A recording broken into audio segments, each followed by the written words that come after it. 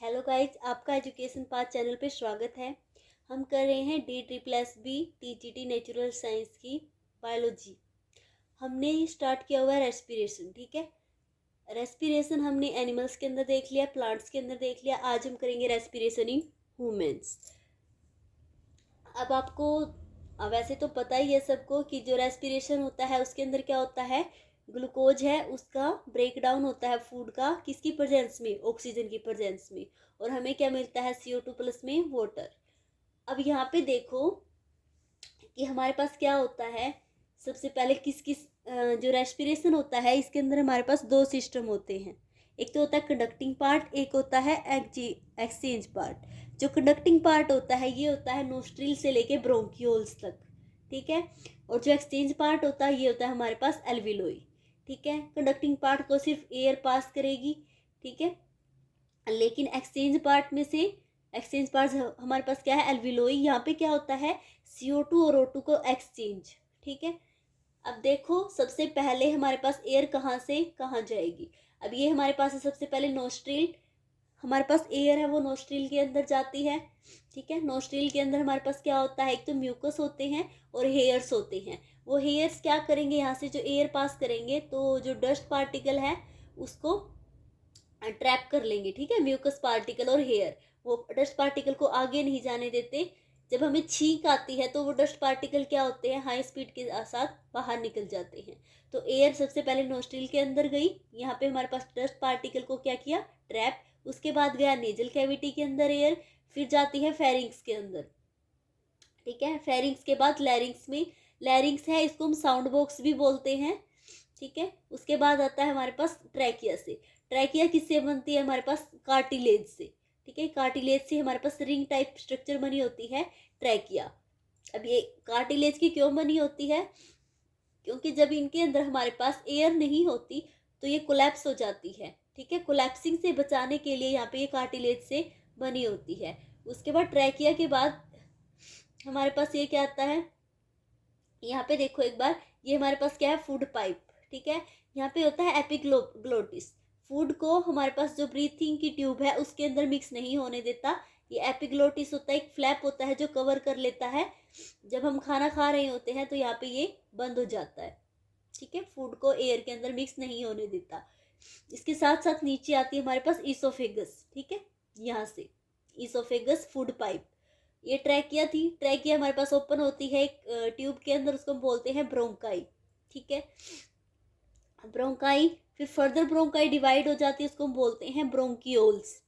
ठीक है, ये हमारे पास क्या है, ब्रोंकियोल्स। अब जो ब्रोंकियोल्स होते हैं ये आगे फिर फर्दर डिवाइड होते हैं, लास्ट में हमारे पास एक सैक लाइक स्ट्रक्चर बन जाती है, इसको हम बोलते हैं एल्विलाई। ठीक है, एल्विलाई ये इसका हमारे पास लार्ज पार्ट है। ठीक है, इसको थोड़ा बड़ा करके दिखाया गया है।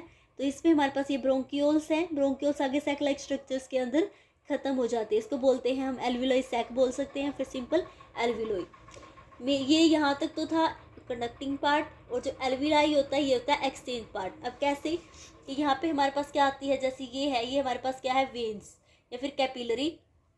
इनके अंदर हमारे पास बाहर से हम क्या लेते हैं, ऑक्सीजन, और ये टिश्यू है, वेन्स है, इनके अंदर ऑक्सीजन क्या हो जाती है, डिफ्यूज, और यहाँ से CO2 वापिस इसके अंदर, और CO2 फिर एक्सपिरेशन में बाहर निकल जाती है। ठीक है, इसके नीचे प्रेजेंट होता है डायफ्राम। तो सबसे पहले नोस्ट्रिल के अंदर आती है, फिर नेजल चेम्बर में, फिर फेरिंग्स में।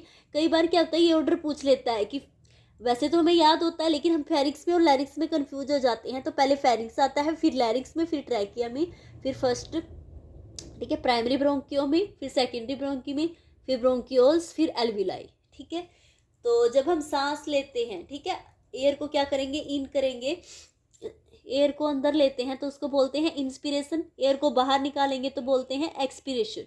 इंस्पिरेशन में क्या होता है, जो डायफ्राम होता है वो कॉन्ट्रैक्ट होता है। ठीक है, अब ये डायफ्राम है, जब हम एयर अंदर लेते हैं तो ये कॉन्ट्रैक्ट हो जाता है और मूव करता है डाउनवर्ड, ये नीचे आएगा। जो थोरैसिक कैविटी है, ठीक है, थोरैसिक कैविटी बोल सकते हैं जिसके अंदर लंग प्रेजेंट है, या फिर चेस्ट कैविटी, ये क्या करती है, एक्सपैंड हो जाती है। ठीक है, एयर आएगी, डायफ्राम डाउनवर्ड आ जाएगा, और थोरैसिक कैविटी एक्सपैंड हो जाएगी और एयर अंदर आ जाएगी। उसके बाद यहाँ पे एक्सचेंज हो जाता है।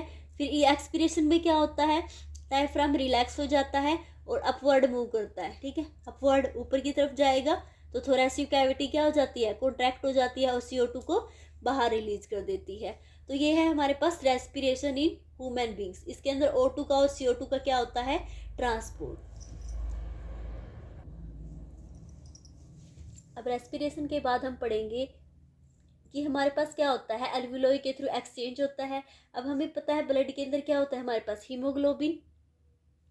हीमोग्लोबिन होता है। हीमोग्लोबिन जब ऑक्सीजन के साथ कंबाइन होता है तो उसको बोलते हैं ऑक्सी हीमोग्लोबिन।